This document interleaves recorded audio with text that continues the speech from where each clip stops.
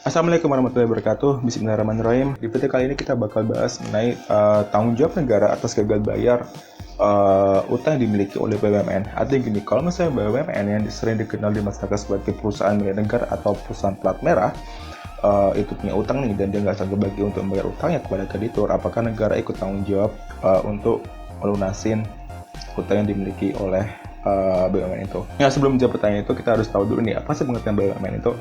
Kalau misalnya kita cari pengertian BUMN, kita bisa mengacu di pasal 1 ayat 1 Undang-Undang Nomor 19 Tahun 2003. Dari pasal itu dijelaskan bahwa BUMN adalah merupakan badan usaha yang seluruh atau sebagian besar modalnya dimiliki oleh negara melalui pernyataan langsung dari kekayaan negara yang dipisahkan.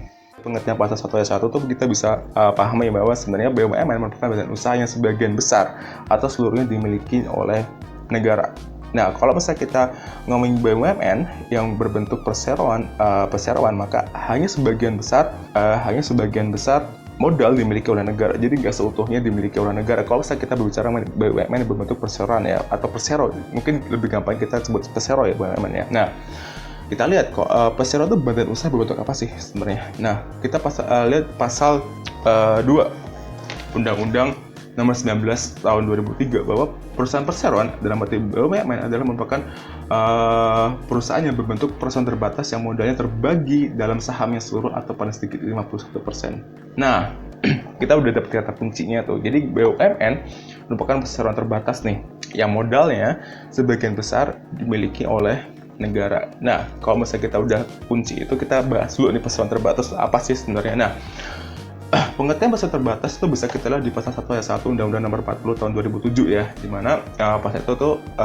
jelasin nih bahwa perseroan adalah merupakan badan hukum yang merupakan persekutuan modal yang didirikan berdasarkan perjanjian melakukan kegiatan usaha dengan modal dasar yang seluruhnya terbagi atas saham dan memenuhi persyaratan ditetapkan dalam Undang-Undang PT atau Undang-Undang Nomor 40 Tahun 2007. Nah, di situ.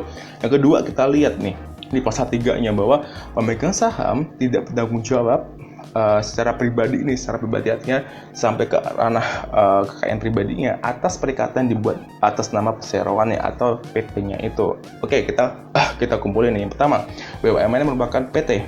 Artinya apa? Dia merupakan badan hukum yang memiliki hak dan kewajiban selayaknya manusia atau person ya, manusia biasa. Artinya apa? PT bisa melakukan kegiatan PT bisa melakukan perbuatan hukum selain manusia karena dia memiliki hak dan kewajiban di situ. Yang kedua, BUMN yang berbentuk PT maka dia memiliki harta kekayaan tersendiri yang terpisah dari pemegang sahamnya. Dalam konteks ini BUMN juga merupakan negara. Dalam konteks BUMN negara juga merupakan pemegang saham karena dia memasukkan sebagian besar karena negara memasukkan modal ke dalam PT. Artinya apa? Kekayaan negara itu dipisahkan dari di pasal 1 ayat 1 Undang-Undang Nomor 19 Tahun 2003 juga disebutkan di bagian akhirnya bahwa modal yang dimiliki atau dimasukkan modal yang dimiliki negara yang dimasukkan ke dalam PT itu merupakan dari kekayaan negara yang terpisahkan. Artinya gini, kalau misalnya kita dari penjelasan itu kita simpulkan nih, jadi antara kekayaan negara dan kekayaan BUMN itu terpisah tuh. Jadi kalau misalnya nanti BUMN itu melakukan perikatan dengan pihak lain swasta baik itu asing maupun lokal, maka negara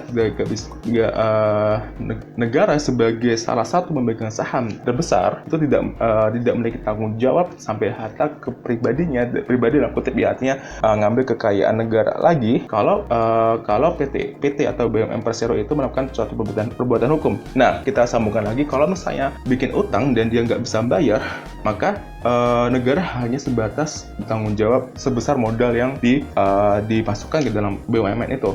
Oke, cukup sekian pembahasan video ini, video mengenai topik yang kita bahas di video ini. Kalau misalnya ada kekurangan dan kesalahan, saya mohon maaf dan terima kasih atas perhatiannya. Assalamualaikum warahmatullahi wabarakatuh.